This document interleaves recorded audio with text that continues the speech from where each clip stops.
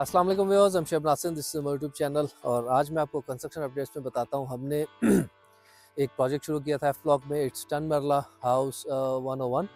और हम लोगों ने इस पे डिगिंग की, उसके बाद कॉम्पैक्शन की, उसके बाद हमने इसकी टर्माइट प्रूफिंग की, फिर लीन की।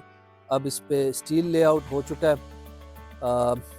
मैं प्रॉपरली प्लॉट के अंदर जाके भी आपको दिखाता हूँ कि हमने स्टील बाइंडिंग किस तरह से की है, कहाँ कहाँ पे कितनी स्टील की क्वांटिटी है। बट स्टिल यहाँ से मैं आपको बता देता हूँ, यहाँ पे आपका सेप्टिक टैंक है, वहाँ पे वाटर स्टोरेज टैंक है, यहाँ पे आपका बेसिकली कार पोर्च होगा।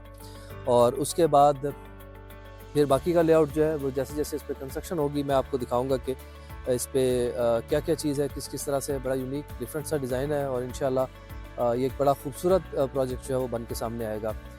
स्टील की क्वांटिटी और उससे उसकी बाइंडिंग से रिलेटेड जो चीज़ें हम ऑन ग्राउंड जाते हैं और उसको डिस्कस करते हैं।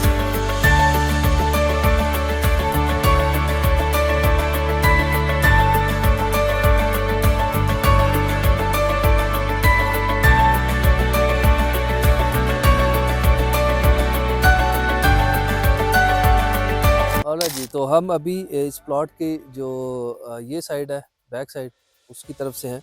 यहाँ से मैं आपको दिखाता हूँ। स्टील की क्वांटिटी देख लें, इतने बड़े बड़े इसमें बीम्स दिए हुए हैं। जितनी भी दीवारें हैं सब दीवारों के नीचे यहाँ पे बीम्स हैं। और इसका प्लान क्या है ये अभी इस स्टेज पे समझना थोड़ा सा मुश्किल है।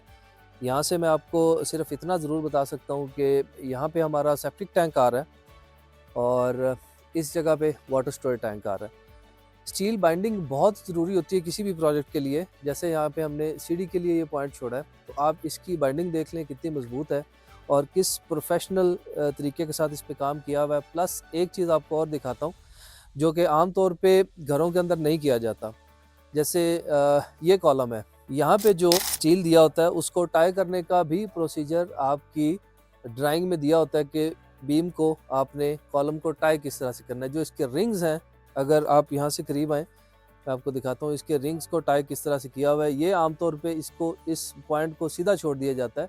जब आप इसको बेंड कर देते हैं, यहाँ से इसको बेंड कर देते हैं, तो इसकी मजबूती जो है आप कह सकते हैं कि 40% जो है वो बढ़ जाती है। इसी तरह से आपकी जो ये टैंक्स हैं इनमें डबल मैश दिया हुआ है स्टील का। इस सेप्टिक टैंक में भी इसी तरह से। तो स्टील की क्वांटिटी की अगर बात करें तो यहाँ तक हम लोग ऑलमोस्ट मैंने 6 टन स्टील मंगवाया था, जिसमें मेरे ख्याल में 1 या हाफ टन अभी बचा होगा। तो इतने स्टील में अगर नेक्स्ट टाइम कभी को आपको पूछे कि पार्क में कंस्ट्रक्शन क्यों महंगी है, तो आप उनको बता सकते हैं कि जितने स्टील में आप एक 5 मरले का घर बनाते हैं उतना स्टील हमने इस 10 मरला के बेड में लगा दिया। तो दैट्स द बेसिकली रीज़न कि पार्क में कंस्ट्रक्शन कॉस्ट जो है वो ज़्यादा आती है। और ऐसा नहीं है कि ये बगैर किसी रीज़न के फजूल में इतना स्टील डाला हुआ है, उसके पीछे कुछ रीज़न्स होती हैं। स्ट्रक्चरल इंजीनियर आपका प्रॉपर उसको कैलकुलेट करता है और आपको फिर बताता है कि आपने कितना स्टील डालना है, कहाँ पे क्या क्या रिक्वायरमेंट्स हैं। और यहाँ पे जो लैंड है वो थोड़ी सी आप कह सकते हैं कि कमज़ोर है, फिलिंग वाली है। यही रीज़न है कि यहाँ पे स्ट्रक्चर इंजीनियर ने इतना स्टील रिकमेंड किया है कि आपने तकरीबन 6 टन स्टील हम एक 10 मरला का जो बेड है उसमें डाल रहे हैं। तो बट स्टिल इसके पीछे जो स्टील की एक बाज़ नज़र आ रही है वो भी डबल मैश के साथ आरसीसी वॉल है 10 मरला की बैक साइड पे, इसलिए ताकि पीछे भी जब घर बनेगा तो उसको रिटेन किया जाए। और इस साइड पे जितनी भी दीवारें हैं सबके नीचे बीम्स हैं और फुटिंग है।